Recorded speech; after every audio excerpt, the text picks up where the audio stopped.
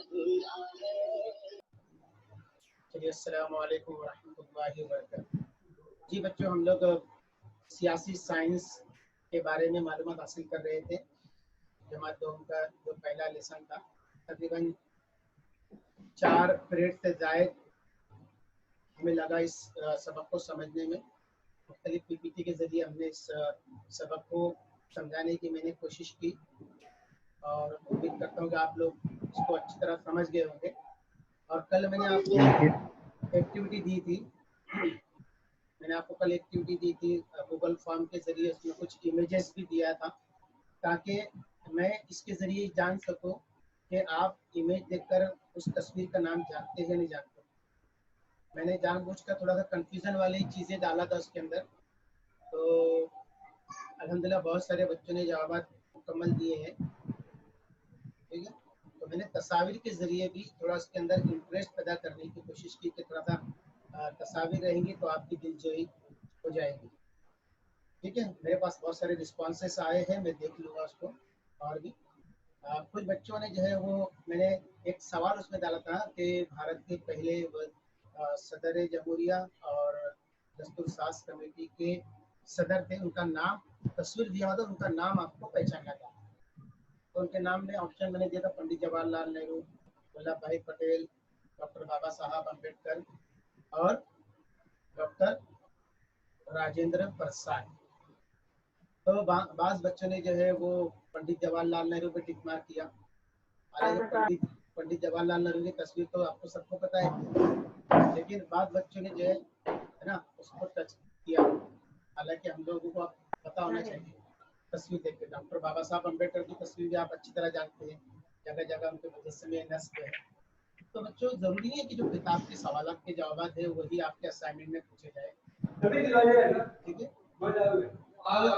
तमाम बच्चों ने सोहेल भागा काम को बंद तो तमाम बच्चों ने जो है अल्हम्दुलिल्लाह असाइनमेंट को पूरा किया है और अच्छी तरह से पूरा किया है सब बच्चों ने इंशाल्लाह। और उनको सर्टिफिकेट भी मिल गए होंगे। जिन बच्चों को नहीं मिले वो, उसकी वजह ये है कि उनको 50 नंबर से कम नंबर मिले। सर्टिफिकेट उन्हीं लोगों को मिलेगा, मैंने सेटिंग की है उसमें, कि जो 50% नंबर लेगा। उससे कम नंबर मिले हैं तो आपको सर्टिफिकेट नहीं आएगा, या अगर आपके पास में जीमेल अकाउंट आपने उसमें एंटर नहीं किया तो आपका वो सबमिट नहीं होगा। ठीक है, चलिए, तो हम अब जो है वो दस्तूर की पेशरफ्त को गालिबन मुख्तलिफ पीपीटी के जरिए समझ चुके थे। अब जो है वक्त है उसको उसके सवाल जवाब को टिक मार्क करने का या समझाने का। ठीक है, हालांकि आप 10वीं के बच्चे हो, आपको 5वीं के बच्चों की तरह ये नहीं कि ये सवाल का जवाब यहाँ से यहाँ तक टिक मार्क करो। ये तो 5वीं और 6वीं के बच्चों के लिए कहा जाता है। लेकिन एक मरतबा आपको रिवाइज कर दीजिए कि लॉकडाउन है और किसी के पास में किताबें है नहीं है, या किसी के पास में डाइजेस्ट है या नहीं है। तो इसलिए जो बच्चों, मैं थोड़ा सा रिवीजन कर देता हूँ आपको इस आज के पीरियड में। तो पहला जो सवाल है वो, किताबें ना आपके पास में? हाँ सर। हाँ, तो पहला सवाल आपका क्या है, खाली जगह पूरी कीजिए। उसमें ये है कि पहली खाली जगह गालिबन ये है कि महाराष्ट्र में मुकामी हुकूमती अदारों में खवातीन के लिए डैश डैश डैश नशिस्तें महफूज की गई है। मुकामी खुद मुख्तारी अदारे मैंने आपको बताया था। तो हमारा जो जमहूरी निज़ाम है वो जमहूरी लामरकज़ियत, मैंने आपको कहा था कि मरकज़ में औरतों की नशिस्तों के लिए कुछ सीटें मखसूस हैं। तो रियासती हुकूमत को इख्तियार दिया गया है कि वो अपने तौर पर अपने लिए रियासत की तरक्यात को मद्देनजर रखते हुए खवातीन के लिए कुछ सीटें रिजर्व करें।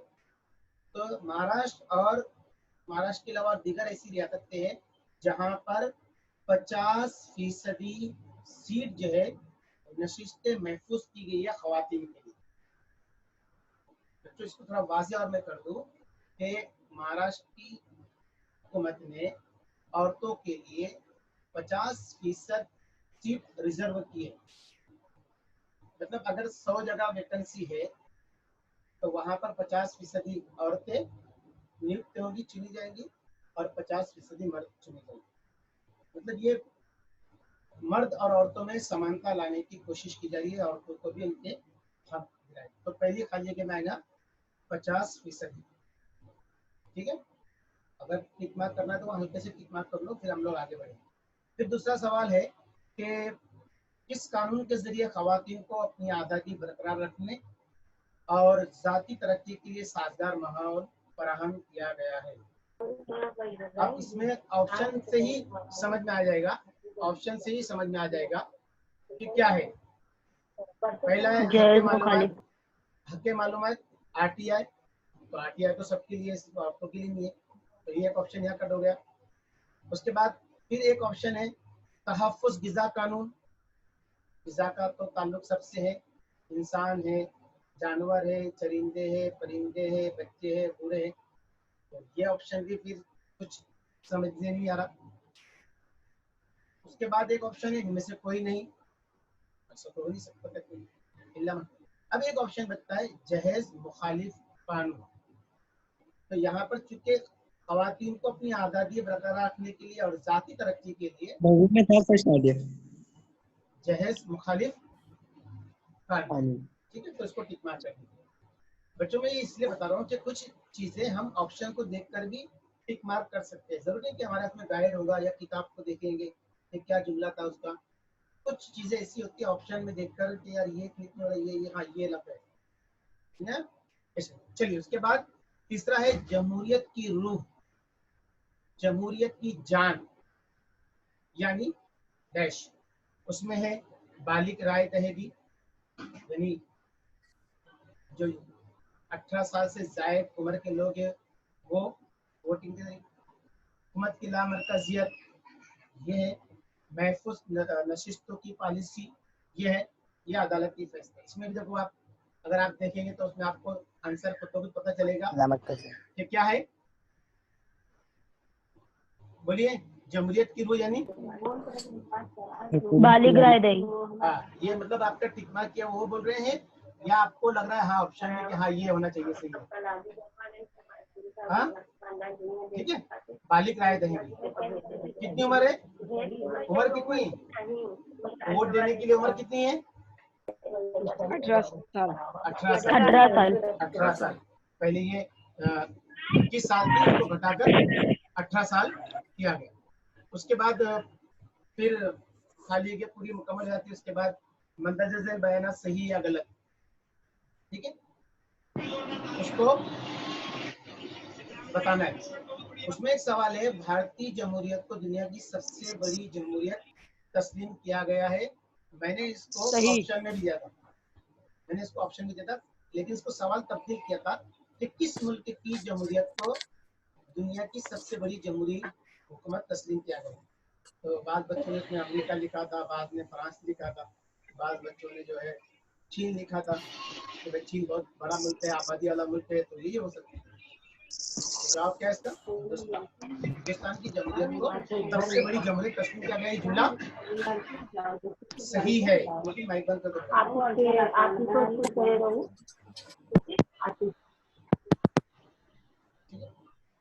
दुनिया की सबसे बड़ी जमहूरियत हिंदुस्तान, ये जुमला सही है।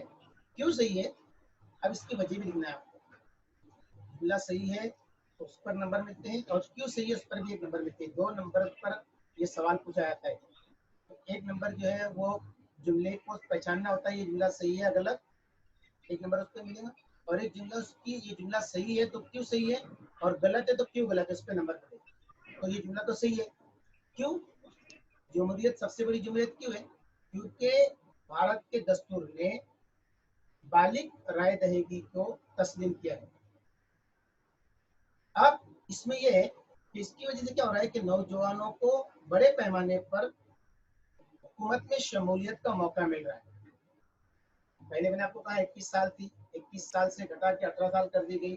तो इससे ये हो रहा है कि नौजवानों को बड़े पैमाने पर सियासी सरगर्मियों में हिस्सा लेने की तरगीब दी जा रही है। इसलिए भारत की जमहूरियत दुनिया की सबसे बड़ी जमहूरियत तस्लीम की गई है। गालिबन ये बात आपको समझ में आ गई होगी, ठीक है। उसके बाद RTI, RTI यानी हक़ मालूमात जो 2005 में नाफिज किया गया था, उसकी वजह से हुकूमत के काम काज में राजदारी बढ़ गई है। राजदारी राजदारी जुमला तो गलत है, ठीक है, बल्कि आरटीआई के जरिए से देखेंगे ये जुमला गलत है। अब क्यों गलत है? तो कोई भी हुकूमत की ये जिम्मेदारी है कि वो साफ, शफाफ और जिम्मेदारी का उसको एहसास हो। समझ जो मैं क्या कह रहा हूँ? कोई भी हुकूमत हो, चाहे वो किसी भी पार्टी की हुकूमत हो।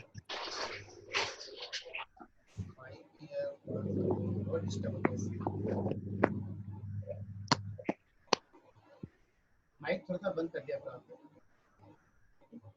शाहनवाज का माइक छोड़। कोई भी हुकूमत हो, हुकूमत की जिम्मेदारी है कि वो साफ, शफाफ और जिम्मेदार हुकूमत। इसके लिए जरूरी है कि आम आदमी जो है वो ये हक रखता है कि किसी को भी किसी के ताल्लुक से मालूमात हासिल करने का उसे हक मिला ये आरटीआई के जरिए 2005 में जो नाफिज किया गया। इसलिए इससे हुकूमत के कामकाज में राजदारी बढ़ी नहीं है, बल्कि इस कानून के जरिए से हुकूमत के कामकाज के अंदर साफ शफाफियत आई है। यानी जितने भी इससे पहले जितने लोचे लपाचे होते थे, अपनी आम जबान में मैं कह दूं, बम्बई की जबान में जितने भी लोचे लपाचे होते थे, भाई कौन है, कौन देख रहा है, कौन अपने को पूछने वाला है, तो वो अब खत्म हो गए कि कभी भी कोई भी जो है वो पिटीशन दाखिल कर सकता है और मालूमात ले सकता है। कि भाई एक मिसाल के तौर पर आपको मैं मिसाल बता रहा हूँ, एक मिसाल कि भाई फला फला ब्रिज का काम इंजीनियर को दिया गया था, ठीक है, उसके किसके किसके किसके कोटेशन आए बताइए। अब सारी पोल खुल जाएंगी फिर, है ना। अब उसमें पता चला जिसका कोटेशन कम आया था उसको नहीं दिया गया, जिसका कोटेशन ज्यादा आया था उसको दिया गया। तो फिर इसको क्यों दिया गया? जबकि इसके पास में तो कोटेशन कम आया था, इसको क्यों नहीं दिया गया? समझ आ रहा है? मैं एक मिसाल बता रहा हूँ, एक मिसाल के जरिए, ठीक है। तो इसलिए आरटीआई कानून की वजह से हुकूमत के कामकाज में साफ और शफाफियत बढ़ गई है, ठीक है, और राजदारी बढ़ गई है जुमला गलत है, बल्कि इसके जरिए से हर कोई नेता उसके अंदर ये डर या खौफ है, या कोई भी बंदा उसके दिल में डर और खौफ है कि यार कोई भी मेरे बारे में मेरा काला चट्टा खोल सकता है, कभी भी कोई भी इंक्वायरी बैठ सकती है। इसलिए वो चाहता है कि वो अपने काम काज को साफ और शफाफ तरीके से अंजाम दे। ठीक, गालिबन ये भी आपको समझ में आ गया होगा। मैं आपको ये सवालात को समझाने की कोशिश कर रहा हूँ। फिर आप माशाल्लाह समझदार भी, आपके पास में किताबें भी है, हो सकता है किसी बच्चों के पास में गाइड भी है। और मैं आपको हमेशा कहता हूँ गाइड जवाबात सिर्फ रहबरी के लिए, कट कॉपी पेस्ट करने के लिए गाइड इस्तेमाल मत करना। गाइड के मानी होते रहबर की, रहबरी की। आप जो है उसको रहबर के तौर पे तलाश करिए कि हाँ ये मेरा रहबर है, बस उससे रहबरी लीजिए। और जवाबात हत्तल इम्कान कोशिश ये करें कि अपने खुद के ओन हो, लेकिन उसके अंदर ओन होने में ये नहीं अपने खुद के होने में मतलब कुछ भी घुसा देने जवाब, बल्कि वो हमारे असबाब से मेल खाते हुए, ठीक है, दरसी किताब में जो कंटेंट दिया गया है उससे मेल खाते हुए जवाबात होने चाहिए, ठीक है। वो बच्चे जो कट कॉपी पेस्ट करते हैं, बिल्कुल नकल करते हैं सेम टू सेम, तो वो इससे बचे। तीसरा सवाल है, दस्तूर किसी जिंदा दस्तावेज की मानी होता है। सही बात है, ये जुमला सही है।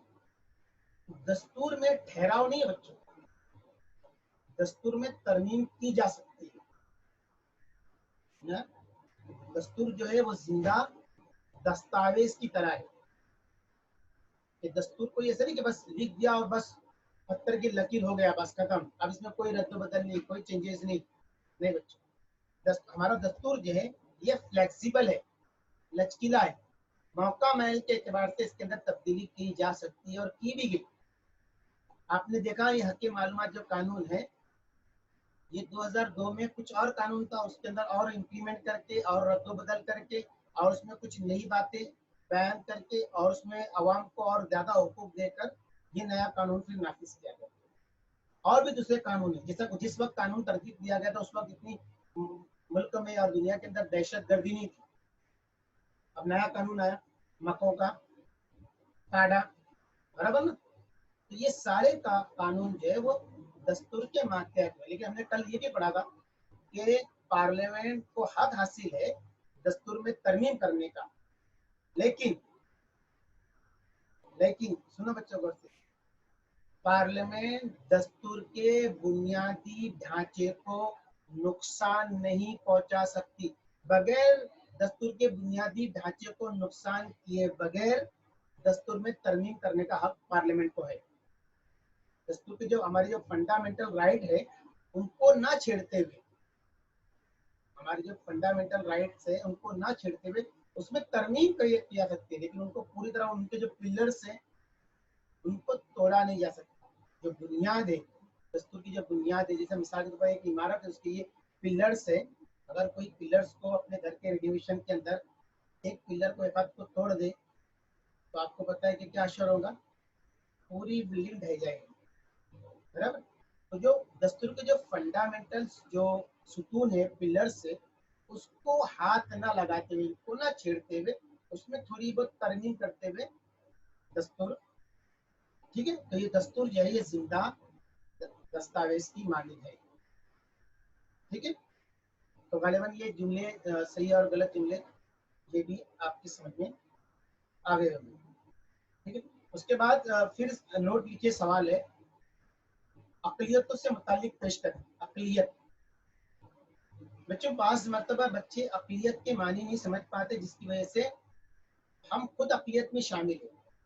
हम हिंदू धर्म के अलावा जितने भी धर्म के मानने वाले इस मुल्क में रहते हैं वो सारे के सारे अकलियती तबके में शुमार होते हैं। उसमें मुस्लिम आ गया, सिख आ गया, ईसाई आ गया, बौद्धिस्ट आ गए, जितनी भी और कम्युनिटीज है, ये सारी कम्युनिटीज जो है वो अकलियत में आती है और अक्सरियत में हिंदू मजहब। तो अकलियतों से मुतालिक पेश करनी। अब हम चूंकि अकलियत में हैं, आपको पता, तो अकलियत के ताल्लुक से हमारे दस्तूर ने हमको क्या दिया हुआ है कि हिंदुस्तान के दस्तूर ने अकलियतों के तहफ़्फ़ुज़ के लिए, उनकी तालीम के लिए, उनके रोजगार के लिए, उनके मजहब के लिए, उनकी नस्ल के लिए, उनकी जबान के लिए बुनियादी तौर पर कोई तफरीक ना कर सके, इस पर पाबंदी लगाई। ऐसा नहीं कि भाई अकलियतों के लिए अलग कानून और अक्सरियतों के लिए अलग कानून, ऐसा नहीं ना। तो हमारे दस्तूर ने अकलियतों को रंग, नस्ल, जबान, इलाका, जाए पैदाइश, इन तमाम बातों में तफरीक ना करते हुए सबको यकसा मौके मिलने चाहिए इस पर। बल्कि अकलियतों के लिए मखसूस नशिस्तें, रिजर्वेशन भी रखी गई। अकलियतों के लिए मखसूस रिजर्वेशन भी रखे गए हैं, बल्कि अब तो उसके अंदर और इजाफा करने की कोशिश की जा रही है कि भाई पहले जो है 5% रिजर्वेशन था अकलियतों का, अब बढ़ाकर उसको 7% किया जाए, 10% किया जाए, 15% किया जाए, ये बातें आ रही है। तो जो अकलियती तबका है उनको मसावत का हक मिलना चाहिए, आज़ादी का हक मिलना चाहिए। अगर उनके पर कोई जुल्म कर रहा है, इस्तेसाल कर रहा है, तो उसकी मुखालिफत का हक उनको मिलना चाहिए। उनकी तहजीब, उनका तमद्दुन, उनकी इबादत गाहें, है ना, इन सब का तहफ़्फ़ुज़ उनको मिलना चाहिए। तो हमारे दस्तूर ने अक़लियतों के लिए ये सारी चीज़ें मुहैया करवाई हैं। इसी दायरे में आप अपना जवाब मुकम्मल करेंगे, ठीक है। फिर इसके बाद आएगा रिजर्वेशन की पॉलिसी, जिसको किताब में दिया हुआ है महफूज नशिस्तों से मुतालिक गवर्नमेंट ने, हमारे दस्तूर ने कौन कौन सी पॉलिसियां बनाई है, ठीक है। तो इंसान जो है भी कारोबार करे या जो गुरु या समाज का कोई तबका, उसको रोजगार के मौके से वो महरूम ना रहे। समाज के हर तबके को तरक्की के यकसा मौके हासिल हो, चाहे वो समाज का किसी भी जात का हो, आला जात का हो, अदना जात का हो, है ना, या किसी भी मजहब का मानने वाला हो, उन सबको तरक्की के यकसा मौके हासिल हो। इसीलिए हमारे दस्तूर ने महफूज नशिस्तों के मुतालिक पॉलिसी रखी है। थोड़ा इसको आप समझने की कोशिश करिए। रिजर्वेशन रिजर्वेशन, महफूज सिस्टम मतलब रिजर्वेशन। हमारे जहन में रिजर्वेशन एक ही है कि भाई हमको ट्रेन में सफर करना तो हम लोग रिजर्वेशन करते हैं। वो रिजर्वेशन करता हमारी सीट मखसूस होती है ना, चाहे ट्रेन में कितनी भी गर्दी हो, हम अपनी सीट पर बराबर जो भी बंदा बैठा रहेगा उसको उठाएंगे और हम बैठेंगे।